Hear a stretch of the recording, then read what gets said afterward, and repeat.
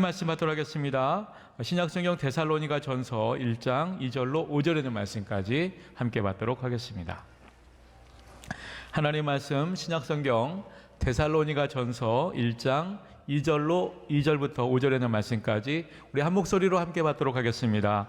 우리가 너희 모두로 말미암아 항상 하나님께 감사하며 기도할 때 너희를 기억함은 너희의 믿음의 역사와 사랑의 수고와 우리 주 예수 그리스도에 대한 소망의 인내를 우리 하나님 아버지 앞에서 끊임없이 기억함이니 하나님의 사랑하심을 받은 형제들아 너희를 택하심을 아노라.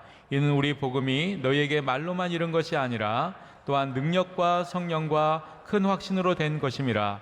우리가 너희 가운데서 너희를 위하여 어떤 사람이 된 것은 너희가 아는 바와 같으니라. 아멘. 이 시간 호산나 찬양대가 하나님께 찬양 들으신 후에 담임 목사님 나오셔서 새 꽃송이를 피워라 라는 제목으로 생명의 말씀 주시겠습니다.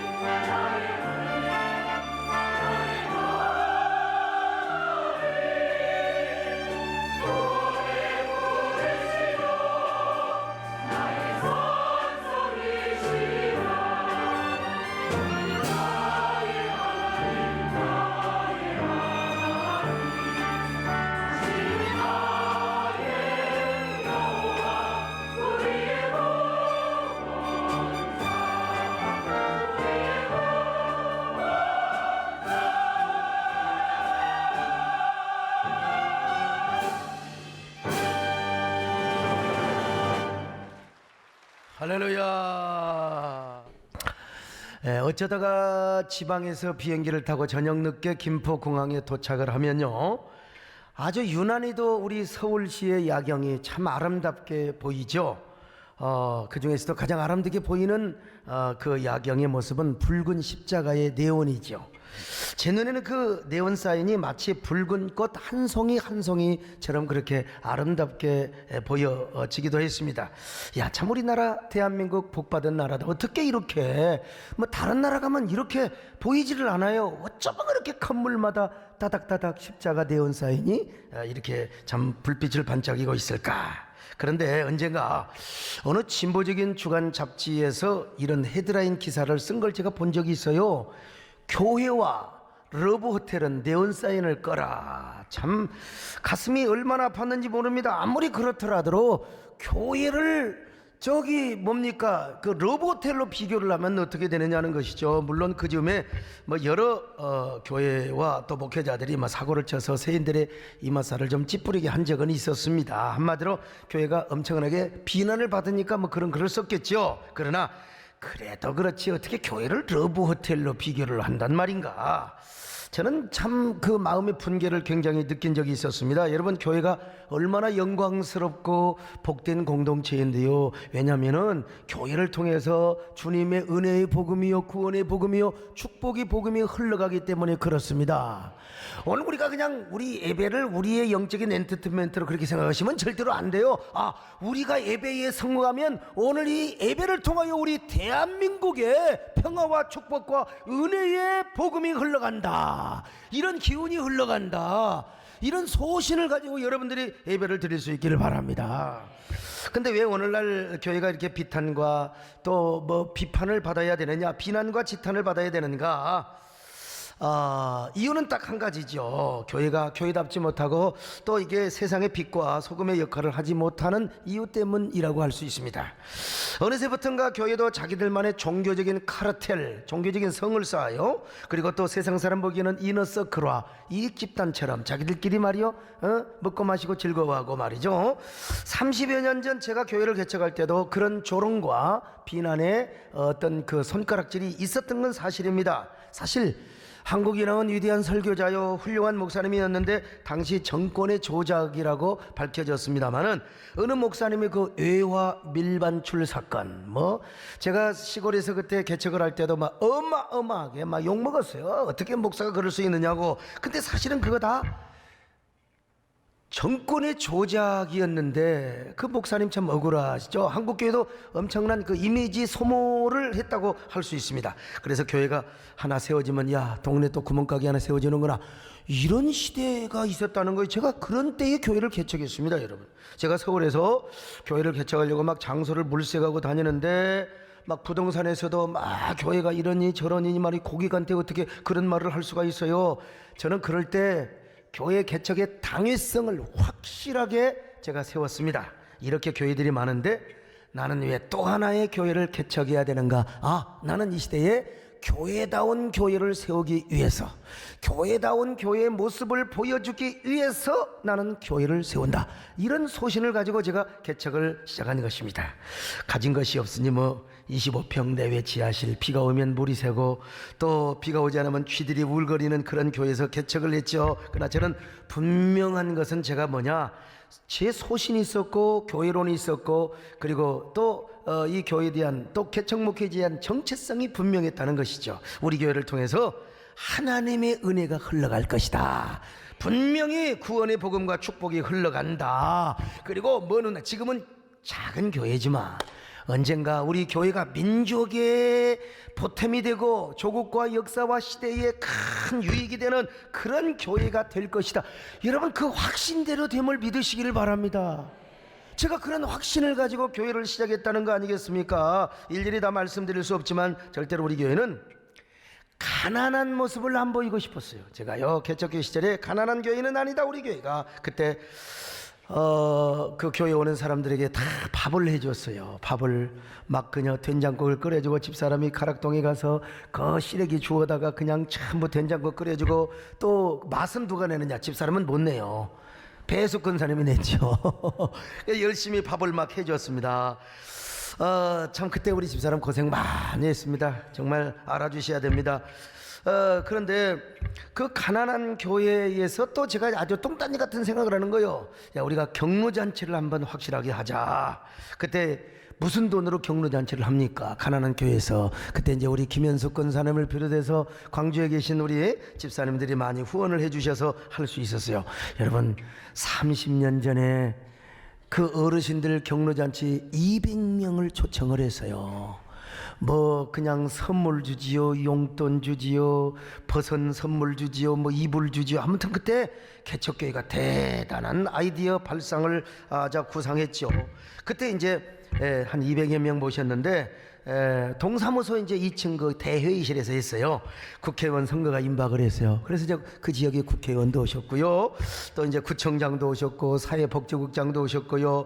그때 제가 이제 어르신들 앞에 나가서 이렇게 인사를 드렸어요. 어르신들을 뵈니까 고향에 계신 우리 어머니 아버지를 뵌 것 같습니다. 우리 어머니 아버지가 예수를 믿는다고 저를 쫓아냈지만 지금은 우리 어머니 아버지가 막내 아들 때문에 목사 아들 때문에 이렇게 천국을 가시게 되었다고 너무너무 기뻐하시고 감사하고 계십니다. 여러 어르신들도 우리 어머니 아버지처럼 예수 믿으시고 함께 천국 가셨으면 좋겠어요. 그런데 어르신들, 이 경로잔치에 자리를 만든 것은 제가 만든 게 아니라 우리 동사무소의 동장님께서 저에게 찾아오셔서 이 마을에 어르신들이 많은데 좀 위로를 해드릴 수 없느냐고 저에게 찾아오셔서, 그러니까 참 이 동장님이 얼마나 훌륭하세요. 저는 목회자이기 때문에 전국 각지를 다 돌아다녀 봤지만 우리 동장님처럼 어르신들을 존중하고 또 경로사상에 투철한 분을 제가 본 적이 없습니다. 우리 존경하는 동장님 한번 박수를 해드립시다. 그리고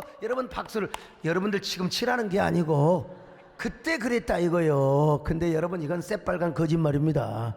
동장님이 하자고 해서 온 게 아니라 제가 그냥 한 거예요. 동장님을 높여드리기 위해서. 그때 구청장 계시죠, 사회복지국장 계시죠, 거기에 국회의원 계시는데 동장님을 세상에 이렇게 주어드렸으니 동장님이 얼마나 아주 그냥 막 눈물 그냥 콧물을 흘릴 정도로 감격하셨어요. 제가 이렇게 하고 나서 여러분들을 위하여 기도해드리고 싶습니다. 그리고 그 어르신들의 영혼 구원을 위하여 간절히 제가 기도를 해드렸습니다. 그랬더니 그 이후부터 교회가 얼마나 소문이 잘 나버렸는지 교회가 부흥하기 시작한 것입니다. 그때 총동원주의를 지켰는데요, 거리를 다니면서 아주 그냥 야단 법석을 다 뿌렸습니다. 그때 제가 총감독을 하고 또 이제 우리 최은아 집사님께서 막 그냥 기타를 치고 다니면서 거리마다 마을마다 다니면서 막 아파트 촌까지 다니면서 불렀던 노래가 있습니다. 그것도 스피커를 잡고 다니면서 막 노래를 불렀으니 얼마나 요란뻑적지근했겠습니까 여러분. 그 노래가 예수 믿으세요. 당신은 지금 어디로 가나요? 할렐루야. 이 세상 어디 신고 있나요? 예수와 내는 있어요. 주저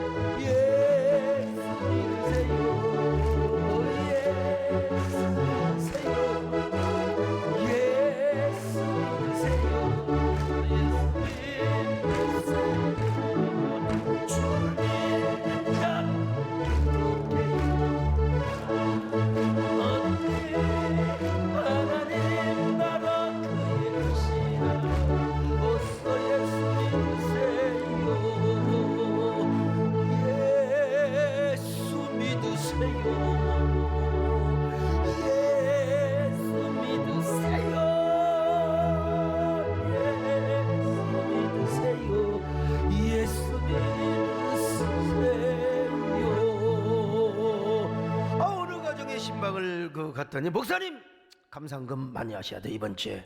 뭐요 그랬더니 노래 잘 부르잖아요. 아이 나참 아야 그 우리 남진 장로님 나오신데 그런 소리 하지 말라. 여러분 그냥 노래를 부르는 게 아니라 마이크를 그냥 대고 노래를 부르고 다니 여러분 사람들이 좋아하겠습니까?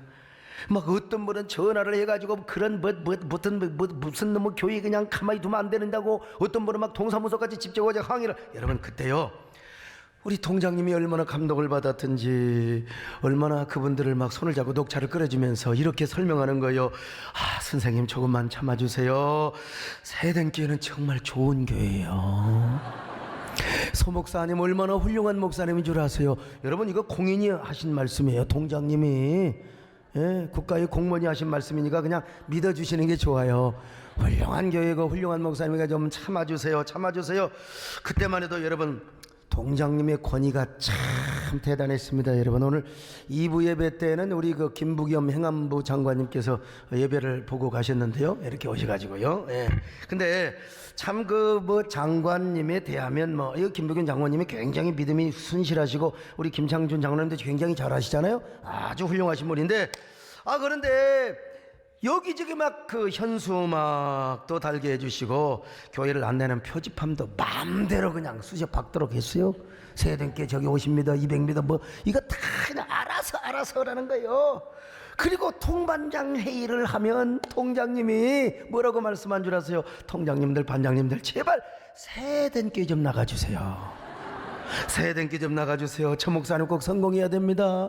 저 서광석 목사는 반드시 성공해야 됩니다. 이렇게 전도를 해주는 거예요. 여러분, 옛날에 그 총동원주 있잖아요. 그때 막 현수막을 막 100개 이상을 더 달았을 거예요. 그냥 다닥다닥다닥다닥다닥다닥 내 인생 최고의 날, 생애 최고의 날, 세대께 한 번만 와보세요. 막 이런 거 있잖아요.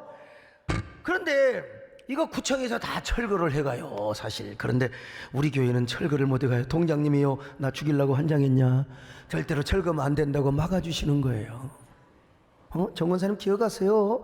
한 번은 도저히 구청에서 못 되니까 민원이 들어가니까 어떡한 줄 아세요? 서울시청 본청이 철거반에서 와가지고 전부 다 떼버렸어요. 동장님도 막을 수가 없어요. 그런데 저녁에 동장님이 찾아오신 거예요. 30년 전의 일이니까 양해하세요. 근데 그 동장님이 찾아오셔가지고 목사님 죄송합니다. 이번에는 제가 지켜주지 못해서 죄송합니다. 근데요, 제가 현수막 다 가져왔으니까 내일 달아버려요. 참, 그렇게 해서 여러분 교회가 나중에 이제 동장님이 이렇게 막 그 승진도 하시고 이런 걸 쭉 봤어요. 참 오랫동안 좋은 관계 속에서 살았는데 교회가 부흥하죠. 근데 이것만 해서 교회가 부흥하느냐? 아니죠. 개척교회 성도들의 눈물 나는 헌신이 있었습니다. 아무리 성도들의 헌신이 있다 하더라도 그러나 또 이런 좋은 이미지와 소문이 얼마나 여러분 중요하겠습니까? 그래서 그때부터 저는요, 교회는 이미지가 중요하다, 교회는 소문이 정말로 중요하다, 이런 사실을 깨달았습니다. 오늘 본문의 데살로니가 교회가 그런 교회였습니다. 데살로니가 교회는 바울이 2차 선교 여행을 할 때 세운 교회입니다. 바울이 당시 아시아에서 열심히 복음을 전하고 있었습니다. 근데 성령께서 방해합니다. 어떻게 전도를 하는데 성령이 여기서 전도하지 말라고 하겠어요? 근데 사도 바울이 이해가 안 되는데 어느 날 하나님의 환상을 보여주셨어요. 마게도냐 사람들, 유럽 사람들이죠. 어서 빨리 와서 우리를 도와달라 그래서요. 자, 사도행전 16장 9절을 보실까요? 시작. 밤에 환상이 바울에게 보이니 마게도냐 사람 하나가 서서 그에게 청하여 이르되 마게도냐로 건너와서 우리를 도우라 하거늘. 자, 우리를 하나님 뜻이구나. 그래서 마게도냐에 가서 맨 처음으로 세운 교회가 빌립보 교회입니다. 빌립보 교회를 세운 다음에 그 다음으로 개척한 교회가 데살로니가 교회죠. 당시 데살로니가 시는 로마에서부터 아시아에 이르기까지 동서양을 잇는 교통의 중심인지요, 산업의 중심이죠. 산업의 중심지. 인구가 당시에 20만이었으니 얼마나 대도시입니까? 그러니까 이게 선교 전략상 엄청난 하나의 어떤 중요한 도시라고, 여기다 교회를 세워야죠, 당연히요. 그런데 거기 가서 복음을 전하니까 막 이방인들이요, 수많은 귀부인들이 돌아오기 시작하는 거예요. 자, 사도행전 17장 4절입니다. 시작. 그 중에 어떤 사람 곧 경건한 헬라인의 큰 무리와 적지 않은 귀부인도 권함을 받고 바울과 신라를 따르나. 야, 헬라 사람들, 이방 사람들, 귀부인들은 요즘 뭐로 말하면 뭐 시장님, 사모님, 저 장관님, 국회의원 부인, 이런 사람들을 말하는 거예요. 이런 지체 높은 사람들이 복음을 믿고 교회로 돌아오는 것입니다. 근데 아쉬운 건 사도 바울이 거기에 오랫동안 머무르지 못하는 거예요. 이게 유대인들이 와가지고 핍박을 하는 겁니다. 막 돌을 던지고 사도 바울을 죽이려고 하는 거예요. 그래서 사도 바울은 또 이제 베레아로 가서 복음을 세우고 또 거기서 교회를 세웠습니다. 또 유대인들이 거기까지 쫓아와서 막 돌을 던지고 그냥 바울을 죽이려고 하는 거예요. 그러자 바울은 베레아를 떠나 아덴에 가서 그 아주 고상한 지식인들, 철학자들에게 복음을 전합니다. 근데 이때요, 참 안지나 서나 데살로니가 교회가 생각이 나는 거예요. 왜냐하면 그냥 아무나 믿는 게 아니라 귀부인들이 오고 막 지체 높은 사람들, 이런 사람들이 어떤 사람들이요, 사회적으로 왕따를 막 시키고 막 그냥 그러면은 이 교회를 교회를 떠나게 되어 있습니다. 여러분요, 우리나라도 뭐 이광수 선생님을 비롯해서 얼마나 지식인들이 교회에 왔어요. 성화 가려면 교회로 가라. 그런데 일제가 막 핍박을 하고 막 신사참배를 강요하고 극심한 고문을 당하니까 여러분 다 친일파로 떠나버리는 거예요. 이게 참 너무나 안타까운 일이죠. 그래서 사도 바울이 걱정하는 거예요. 야, 이랬다가 이제 데살로니가 교회가 쓰러져 버리는 거 아니냐. 그래가지고 자기가 가보려고 하는 거예요. 데살로니가 교회를 가보려고 하는데 이게 유대인들, 이게 사탄의 역사로 아마 유대인의 관계였을 거요. 못 간 거예요. 그래서 어쩔 수 없이 이제 사랑하는 제자 디모데를 데살로니가 교회로 파송을 합니다. 그리고 자기는 그 고린도에 와서 이제 또 교회를 개척하고 있는데, 아니 교회를 열심히 고린도에서 복음 전도를 하고 있는데 디모데가 돌아왔어요. 돌아와가지고 얼마나 좋은 소식을 전하는지요. 아니 바울은 그렇게 이 정문산에 물어보라 막 어찌하스케 누구는 교회 나올까, 누구는 예수를 믿고 있을까. 그런데 디모데가 와가지고 너무 환상적인 보고를 하는 거예요. 바울 사도님 걱정하지 마세요. 세상에 그들이 얼마나 믿음 생활을 잘하고 성숙한 믿음 생활을 잘하는지요. 그리고 교회가 막 그냥 소문이 나고 이미지가 얼마나 좋아지는지 교회도 부흥을 열심히 하고 있습니다. 그 좋은 소문 속에서 지금 데살로니가 교회가 부흥을 하고 있다는 것입니다. 그래서 바울은요 춤을 추듯이 기뻐하며 감사하며 하나님께 영광을 돌려요. 눈물로 감사를 하였습니다. 자, 데살로니가전서 1장 2절입니다. 시작. 우리가 너희 모두로 말미암아 항상 하나님께 감사하며 기도할 때에 너희를 기억함은. 여러분 너무나 감사하며 기억한다고 있습니다. 도대체 왜 이렇게 이들은 믿음이 잘 성장하였을까? 그리고 긍정적인 소문 속에서 교회가 이렇게 부흥할 수 있었을까? 이유는 바로 그들의 영혼의 꽃 새 송이를 잘 피워냈어요. 데살로니가 교인들이 말이죠. 그 새 꽃송이는 바로 무엇인가? 첫째로 믿음의 역사였습니다. 믿음의 역사. 자, 데살로니가전서 1장 3절을 같이 보실까요? 시작. 너희의 믿음의 역사와 사랑의 수고와 우리 주 예수 그리스도에 대한 소망의 인내를 우리 하나님 아버지 앞에서 끊임없이 기억함이니. 자, 믿음의 역사. 여러분 믿음으로 말미암은 역사란 말입니다. 여기 역사란 말이 헬라어로 에르곤이란 말인데 행위란 말입니다. 그러니까 무슨 말이냐, 이들의 믿음은 사변적이고 감성적이고 말로만 때우는 그런 믿음이 아니라는 거요. 믿음이 실천적으로 드러났다. 그 믿음의 행동을 통하여 드러났다는 것입니다. 그래서 데살로니가 지역 사람들은요 칭송할 수밖에 없어요. 예수 믿는 것들이라고 세상에 귀부인들이 교회를 나간다고, 알만한 사람들이 예수를 믿는다고 핍박을 하고 뒤에서 감자라먹으라고 그랬는데, 그 핍박을 해도 얼마나 정말 그 믿음 생활을 잘하는지 그 실천, 믿음의 실천과 행동을 바라보면서 역시 예수 믿는 사람은 정직하고 남을 섬기고 사랑하고 대단한 사람이구나, 그러면서 칭송을 하게 되었다는 거예요. 여러분도 믿음 생활하면서 행동이 드러나시기를 바랍니다. 믿음의 실천을 잘하시기를 바랍니다. 자, 이게 뭐냐? 믿음의 영혼의 꽃송이였어요. 두 번째로 사랑의 수고였습니다. 자, 데살로니가전서 1장 3절 같이 봅니다. 시작. 너희의 믿음의 역사와 사랑의 수고와 우리 주 예수 그리스도에 자, 대한. 여기 사랑의 수고가 나오지 않습니까? 여기서 사랑은 아가페입니다. 아가페. 자, 뭐 단순한 조건적인 인간적인 사랑이 아니에요. 희생적이고 무조건적인 이런 사랑을 의미하는 것입니다. 여러분. 여기 수고란 말이 코프스란 말인데, 피곤할 정도의 노동이나 녹초가 될 정도의 어떤 고된 일이라, 이런 의미입니다. 그러니까 데살로니가 교인들은요 이 희생적인 사랑의 수고를 아끼지 않았어요. 그냥 누가 나를 핍박하고 누가 나를 그냥 침뱉고 원수처럼 그래도 언제나 사랑으로 대했단 말입니다. 제가 그냥 멱살 잡히고 그냥 가르침 받고 그래도 저녁에 찾아가서 그들을 위해서 기도해 준 것처럼, 여러분 그것이 뭐냐, 사랑의 수고였다는 거예요. 그러니 나중에는 사람들이 뭐예요? 야, 예수 믿는 사람은 정말 다르다. 야, 정말 데살로니가 성도들 너무너무 다르다. 여러분도요 신앙생활하면서 사랑의 수고를 아끼지 마시기를 바랍니다. 사랑의 수고를 행하시기를 축원합니다. 이게 뭡니까? 사랑의 수고의 영적인 꽃이었습니다. 세 번째로 소망의 인내였습니다. 데살로니가전서 1장 3절. 자, 마저 읽습니다. 시작. 너희의 믿음의 역사와 사랑의 수고와 우리 주 예수 그리스도에 대한 소망의 인내를 우리 하나님 아버지 앞에서 끊임없이 기억함이니. 자, 여러분, 이 소망은요 세상의 소망이 아닙니다. 교권, 명예, 물욕 이런 게 아니에요. 예수 그리스도에 대한 소망이라고 성경은 분명히 못 박아놓고 있습니다. 여러분, 이런 소망에 있네요. 예수 믿는 것 때문에 아무리 핍박을 당하고 아무리 극심한 그런 어떤 그 박해를 받아도요 괜찮아. 예수 그리스도가 언젠가 오실 때 나에게 상급을 주실 거야. 예수 그리스도를 통하여 장차 다가올 약속과 성취를 바라보면서 그들은 믿음이 흔들리지 않았다는 것입니다. 그러니까 여러분, 데살로니가 사람들이 바라볼 때, 야, 예수 믿는 사람들 정말 대단하다, 대단하다, 대단하다. 이것들이 바로 뭐냐?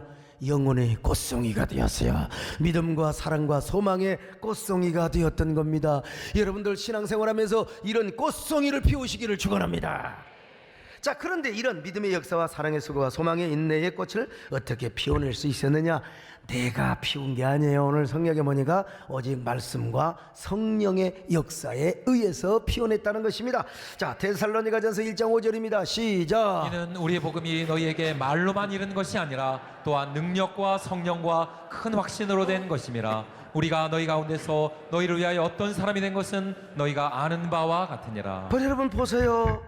그들 안에서 성령이 꿈틀거리게 역사했고 복음이 놀랍게 역사였기 때문에 여러분 이런 아름다운 꽃을 피워낼 수 있었던 것입니다. 그리고 그 꽃은 하나님 앞에 향기가 되었어요. 사도 바울에게는 기쁨과 감사가 되었어요. 그리고 더 교회 안에서는요 아름다운 부흥과 성숙과 성장의 향연이 되었습니다. 그리고 저 데살로니가 교회 바깥으로 지역사회는 뭡니까? 바로 칭송, 아름다운 소문, 그리고 좋은 긍정적인 이미지로 메이킹이 되었다 이 말입니다. 오늘 여러분도요 성령의 역사로 영혼의 꽃을 피우시기를 축원합니다. 그리고 그 것들이 그윽한 향기로 하나님의 보좌로 올라갈 수 있기를 바랍니다. 그리고 여러분들은 언제나 교회의 아름다운 백합처럼 꽃을 피워서 우리 교회의 향연이 되시기를 바라고요. 그리고 바깥에는 언제나 아름다운 교회의 소문나는 그러한 아름다운 꽃들이 되시기를 주님의 이름으로 축원합니다. 아멘. 주님 예수 나의 동산 내 맘속에 아침 햇살 가득 안고 활짝 피는 백합 같아 그 안에서 내 생명도 피어나는 꽃들이라.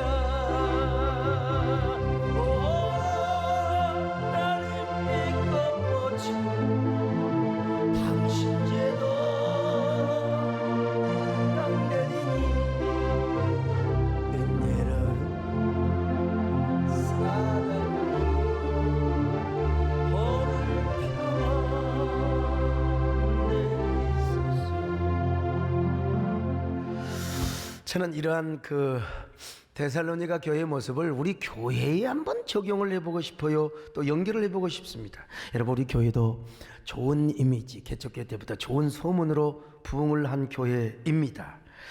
물론 어찌 우리 교회라고 100% 좋은 소문만 나겠습니까? 어떤 사람은 악의적으로 막 공격하는 사람도 있죠. 그러나 그런 이미지 소모보다는 교회 소문이 좋았고 이미지가 좋았으니까 오늘 이만큼 부흥을 하게 된 거지요. 그래서 저는 이 교회 이미지에 굉장히 신경을 쓰는 사람입니다.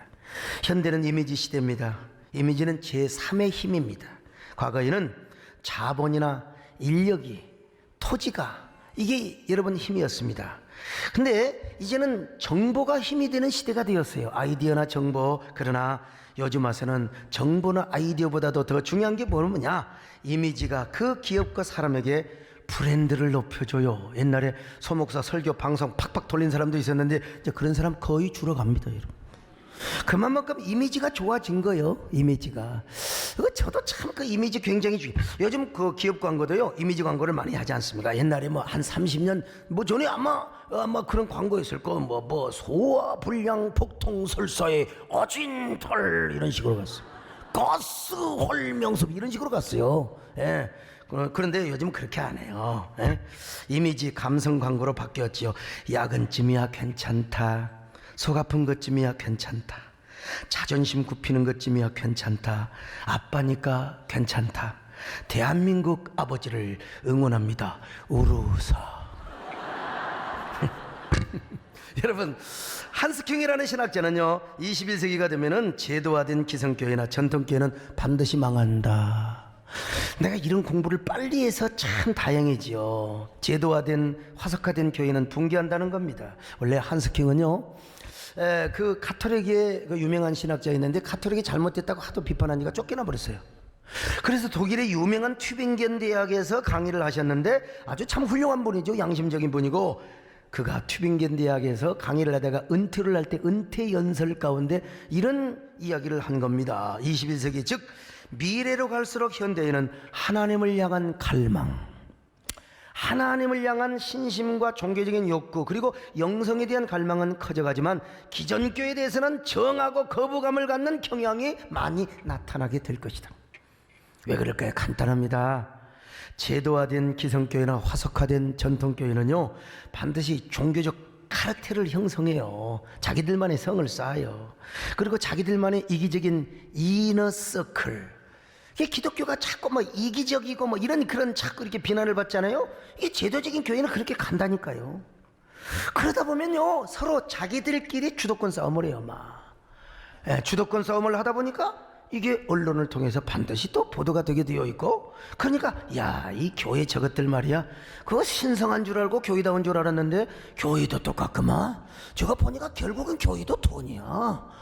결국은 교회도 뭐 세상의 기업과는 별 다를 거 없어. 다 뭐 이렇게 지금 세상 사람들에게 각인이 되어가고 있다는 것입니다. 오늘날 대형교회의 뭐 불투명한 운영, 또 목회자들의 부도덕한 모습, 또 목회자의 어떤 뭐 세습 이런 문제 있잖아요. 이런 것들이 다 복합적으로 전부 다 포함되어서 부정적인 그러한 그 이미지로 연결이 되어 있다 이거죠. 한마디로 제도적인 기성교회나 화석화된 전통교회가 이미지 관리를 잘못했다 이거예요. 이미지 관리, 교회다운 모습을 보여주지 못했다는 것입니다. 그래서 현대인들은 이러한 교회 모습을 싫어하게 된다는 거예요. 이건 내 얘기가 아니라 한스킹이라는 유명한 학자가 예언을 했던 거예요. 그래서 저는 교회 이미지를 굉장히 중요하게 생각합니다. 우선 내부의 이미지부터 제가 항상 개선을 하죠. 제가 여러분 뭐 사실은 아주 도시스럽고 세련되고 우아하고 단아하고 뭐 그런 스타일은 사실 못 되잖아요. 예? 근데 그 또 가만히 있어야지 끄떡끄떡한 사람들은 뭐 그죠? 여러분 저의 강점은 소박하고, 예? 또 솔직하고, 또 약간의 또 촌스러움도 있고 뭐 정직하고, 이것이 저의 뭐라고 할까요? 강점이라고 할 수 있겠죠. 그래서 제가 예배 사회도요, 음악 목사님에게 얼마나 노래를 잘합니까? 찬양을 잘해요. 근데 조금 우리 음악 목사님 이제 키 좀 컸으면 좋겠다. 그래서 이분이 지금 높은 구두를 신고 다닌다는 사실을 여러분이 아시기를 바라고요. 제가 또 아주 뭡니까 단아하고 품격 있게 영상 간정, 또 영상 뉴스를 하도록 하잖아요. 성가대도 좀 우아하고 성가대도 좀 격조 있고 웅장하게 하라고, 할 수 있으면 성가대 좀 잘해라. 예? 헌금 시간에 솔리스트들을 아주 격조 있게요, 그렇게 합니다. 게다가 제가 목양 칼럼을 좀에 신경 쓴 줄 아세요? 자, 그냥 하고 싶은 것도 직접적으로 안 하면서도 우회적으로, 오늘 또 여러분 한번 글 한번 보세요. 우회적으로 하고 싶은 거 다 얘기하는 거예요. 이게 뭡니까? 교회의 이미지요, 예배의 이미지요, 교회의 이미지를 높여주는 것입니다. 아니 제가 한동안 맨날 가옷만 입었는데 어떤 사람이 그러더라고. 양복 한번 입었더니 그 소목사 진짜 세련되게 보이더라, 현대적으로 보이더라. 그 한마디에 지금까지 속아가지고 제가 지금 가운 입는 걸 잊어먹어 버렸어요. 아무튼 말이요, 이미지. 예. 외부적으로는 목회적 대형교회 이미지를 보이려고 노력합니다. 목회적 대형교회가 무엇입니까? 교회가 아무리 대형화된다 할지라도 성경적 가치와 목회적 본질에 충실한 교회입니다. 그러므로 이런 교회는 절대로 주도권 싸움이 일어나지 않습니다. 영혼 사랑과 영혼 구원의 본질에 집착하면서, 그리고 그 시대와 역사와 사회를 섬기는 교회입니다. 그러니까 이런 교회는요, 절대로 헌금 거두어서 부동산이나 투기하고 또 부동산이나 투자하고 자체 성장만을 급급하는 그런 교회는 절대로 아닙니다. 사회적 대환원을 추구하는 교회지요. 저는 일찍이 이런 사실을 알았기 때문에 여러분, 우리 교회 예배당 짓는 부채가 아직도 좀 있어요. 이거 사실 눈 한 번 깜짝이면 갚을 수 있는데 대교계를 향한 대사역적 공적인 사역을 하다 보니까 오히려 이런 일을 하지 못하는 걸 봅니다. 여러분, 6.25 참전용사 초청 행사도요, 이거 뭐 사실 대사회적 환원 차원에서 하고 있습니다. 여러분, 아니 우리 공영방송을 통해서 다큐를 만들어가지고 뭐 교회 이미지를 새롭게 하고 기독교 여러 가지 역할 이런 것들을 알리고, 이거 여러분 우리 교회가 아무 상관없어요. 그러나 교회 생태계를 지키기 위한 일련의 사역이 다 뭡니까? 교계를 위한 공적 사역이라 이 말이요. 동성애를 비롯해서 반지살림을 비롯해서 이런 것들 전부 다. 그래 지난번에 우리 재정위원장이신 우리 권영관 장로님이 우리 교회 헌금의 60% 이상이 다 외적으로 선교하고 외부적인 사역에 쓰여진다. 여러분, 그것은 우리 교회가 목회적 대형교회를 추구하고 있다고 하는 방증이라고 할 수 있겠죠. 그러나 옛말에 소문난 잔치집에 먹을 것이 없다는 말이 있지 않습니까? 속빈 강정이라는 말도 있습니다. 교회가 너무나 이미지나 평판, 그리고 또 이 소문에만 치우치다 보면은 여러분 영혼이 없는 명예, 이것만 우리가 또 좇을 수가 있는 것입니다. 그래서 좋은 이미지는 어디에서? 신실한 영혼의 믿음의 꽃에서부터 시작해야 된다는 사실이죠. 마치 오늘날 여러분 오늘 본문의 데살로니가 교회처럼 말이죠. 믿음의 역사와 사랑의 수고, 소망의 인내로 인하여 데살로니가 지역에 좋은 소문이 나고 좋은 이미지를 갖게 해 준 것처럼 말입니다. 그러므로 여러분, 우리가 먼저 영혼의 꽃을 피우시기를 축원합니다. 여러분, 믿음과 소망과 사랑, 믿음의 역사요, 사랑의 수고요, 그리고 소망의 인내의 꽃이 피어지면서 소문도 잘 나야지요. 그렇지 않으면 이거 완전히 쇼요, 쇼빈 강정에 불과하다는 것입니다. 오늘 여러분, 우리는 참 생각해 보면은 그래도 하나님께서 은혜를 베풀어 주셨어요. 이 꽃이 하나님 앞에 영광을 돌리고 우리 교회 안에 아름다운 향연으로 존재해 왔습니다. 이러기를 30년, 우리가 30주년을 맞게 되었습니다. 우리 교회는 잃어버린 30년이 아닙니다. 비가 오나 눈이 오나 바람이 부나 그런 여러분 잃어버린 30년이 아니라 우리는 꽃을 피우는 30년, 향연을 하는 30년, 그리고 하나님께 영광을 돌리는 30년이었습니다. 여러분, 이 사실을 뭐가 방증해 줍니까? 우리 새den교회 회가가 증명해 준다고 할 수 있지 않습니까? 여러분요, 만세 반성 말씀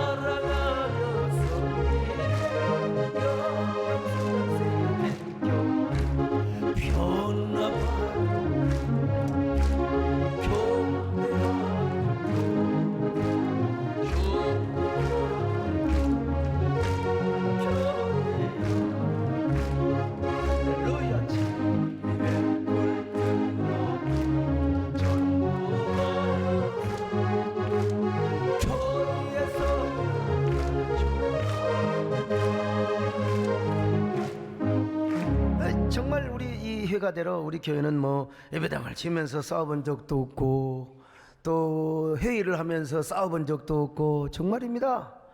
어떻게 우리가 공동에 재직하면서 그런 거 생각지도 못하고 당회하면서도 저 없을 때 뭐 서로 수근거려지 모르지만 제 앞에서 어떻게 감히 싸웁니까? 죽으실라고.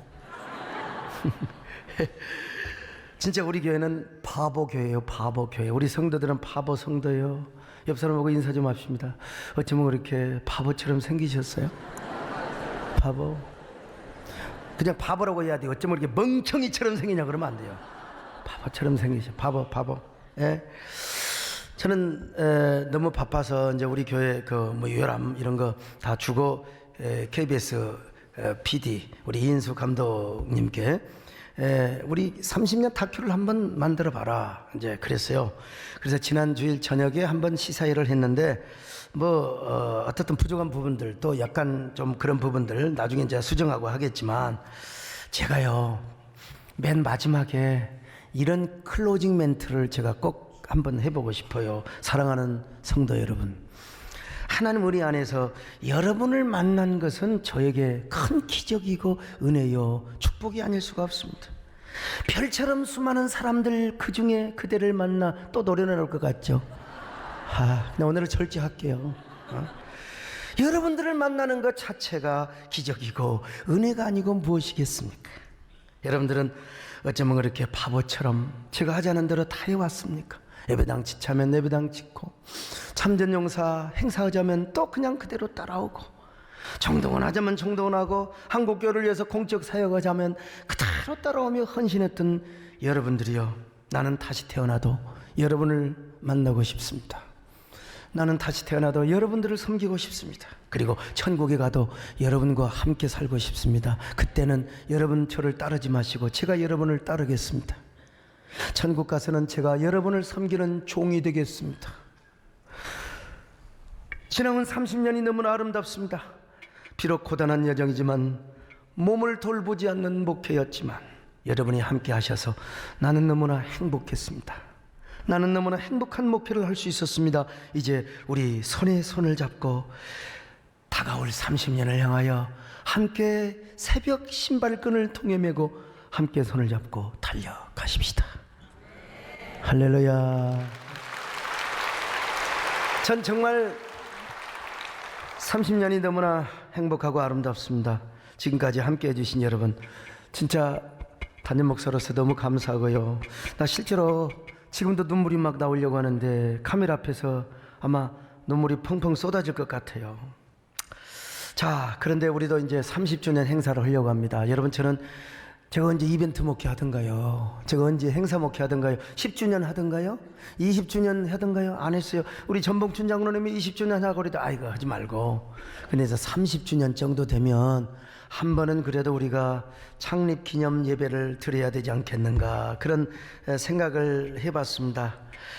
대부분 30주년 행사를 보면은 행사비가 많이 들어가요.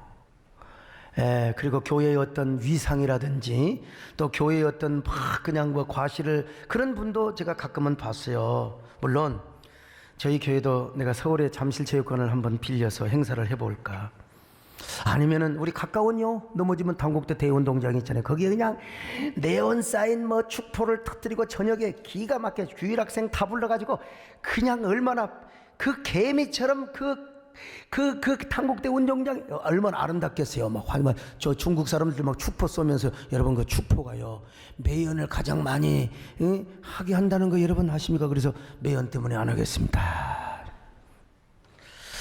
저는 그래서 제가 그렇게 행사를 크게 해봤자 뭐 어떤 데는 행사비만 해도 막 그냥 20억 30억, 근데 그것은 시대와 사회적 정서에 좀 부합하지 않는 것 같아요. 물론 내부 결속력으로 또 그것도 필요합니다, 하기는.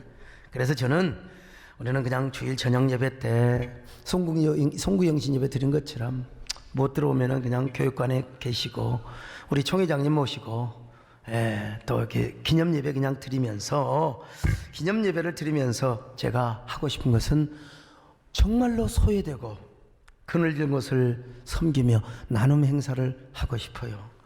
우리 교회에 도움이 꼭 필요한 교회, 장애인, 목회자로 부름받았지만 불치병과 투병하는 분들, 구제기관이나 단체에 저희가 순수한 사랑의 마음을 전달하는 창립 기념일로 한번 삼아보고 싶습니다.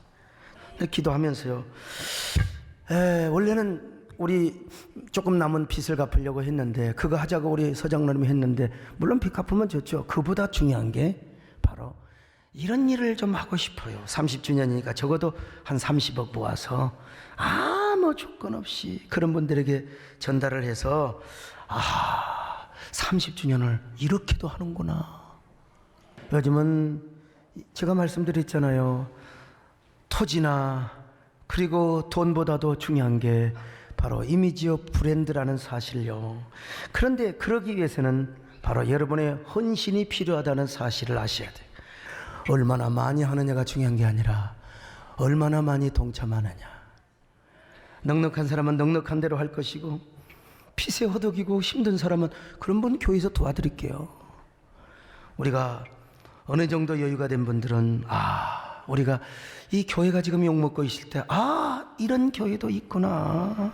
30주년 기념 헌금, 임직 받을 사람만 하는 게 아니에요. 조금씩이라도 여러분 동참하셔서 이 많은 사람들이 까짓거 뭐 30억 금방 할 수 있어요. 기념 행사를 통해서 이 시대에 교회다운 교회의 모습을 저는 좀 보여주고 싶습니다. 가락동에서 개척한 지 1년도 안 된 교회가 그 동사무소 200명 어른들을 모아놓고 우리 동장님 오셨던 분도 계시네 보니까요. 그래서 여러분 교회가 부흥하는 것처럼 말이죠. 근데 이걸 잘못하면은 쇼나하고 뭡니까 무슨 뭐 보여주기식의 행사로 전락될 수 있어요. 그래서 중요한 게 우리 안에 세 가지 꽃을 피우는 겁니다. 믿음의 역사와 사랑의 수고와 그리고 소망의 인내의 꽃을 피울 수 있기를 바랍니다. 여러분 데살로니가 교인들처럼 소망의 꽃을 피우시기를 바랍니다. 사랑의 꽃을 피우시기를 바랍니다. 믿음의 꽃을 피우시기를 바랍니다. 그래서 이번 30주년 행사야말로 이 세 꽃들의 향연이 어우러지고 춤추어지는 그런 아름다운 행사, 우리 교회에 이런 은혜를 주시길 바라고, 하나님께서 이제 30주년을 맞이해서 여러분 사업장과 그리고 여러분의 생업장에 더 놀라운 축복으로 함께 하시기를 바랍니다. 하나님 아버지 고맙습니다. 우리 귀한 성도들 아버지 귀한 말씀 앞에 동의하며 정말로 주여 믿음의 역사와 사랑의 수고와 그리고 소망의 인내의 꽃을 피우는 아름다운 성도들 되게 하여 주옵소서. 예수님의 이름으로 기도 올려옵나이다. 아멘. 감사합니다.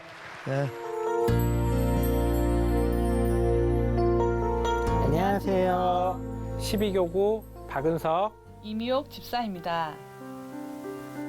조상을 잘 모셔야 복을 받고 교회는 서양 미신쯤이나 된다고 여겼던 저희 부부가 교회를 나오게 된 것은 정말 하나님의 은혜였습니다. 회사 상사와의 관계로 인해 회사 생활에 어려움을 겪어 점집을 기웃거려도 일이 풀리지 않자 마지막 보루로 찾아간 곳이 바로 교회였습니다. 그런데 그렇게 반신반의한 마음에 시작한 신앙생활이 얼마 되지 않아 놀라운 일이 벌어졌습니다. 그렇게 저를 힘들게 했던 상사는 타 사업부로 쫓겨나듯 발령이 나게 되었고, 그 이후부터 저는 업무 성과를 더 많이 인정받아 빠른 승진도 할 수 있게 된 것입니다. 하나님은 저를 공경에 처하게 했던 상사보다 더 영향력 있는 위치에 세워주셨습니다.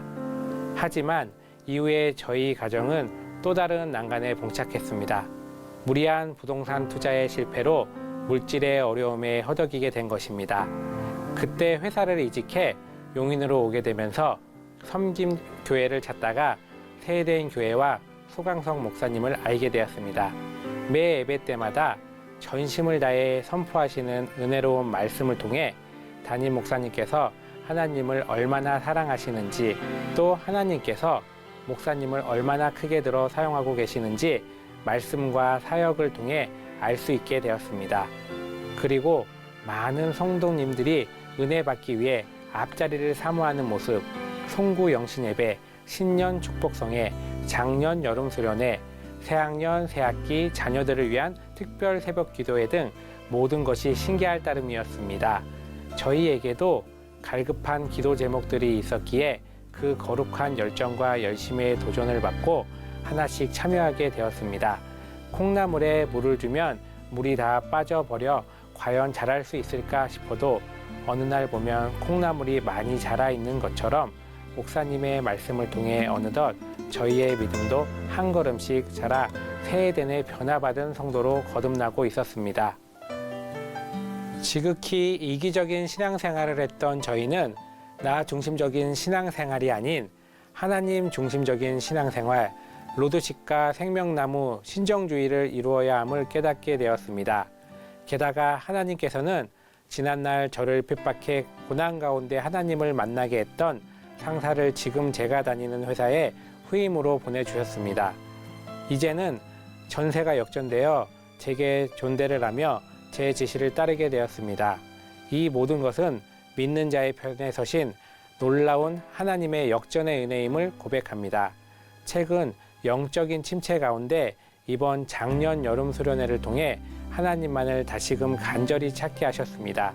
그런데 수련회 중 둘째 아이의 팔과 다리에 갑작스레 마비 증세가 나타났습니다. 너무 두렵고 당황스러웠지만 하나님은 그 두려움이 변하여 눈물로 기도하게 하셨습니다.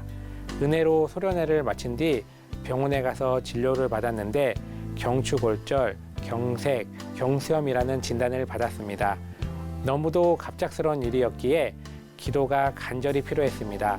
세대 내 많은 교육자님들과 성도님께서 저희 아이를 위해 진심으로 중보기도해 주시고 걱정해 주셨고, 하나님은 위험한 상황 가운데 아이를 지키시고 보호해 주셨으며 회복시켜 주고 계셨습니다.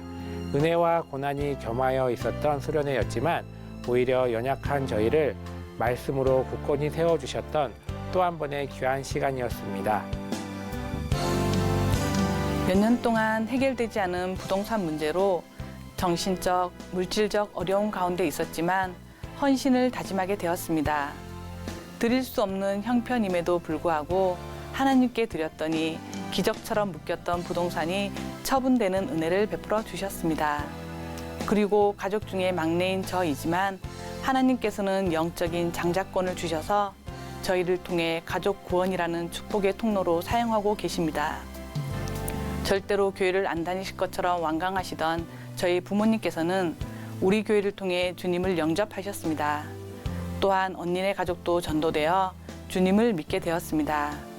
그리고 믿음의 당대인 저희에게 선물로 주신 두 자녀들이 꿈과 비전을 품고 나아가 통일한국 시대의 민족의 지도자로서 하나님께는 영광이 되고 담임 목사님의 목회 사역에 크게 쓰임받는 자녀들로 성장하길 꿈꾸고 있습니다.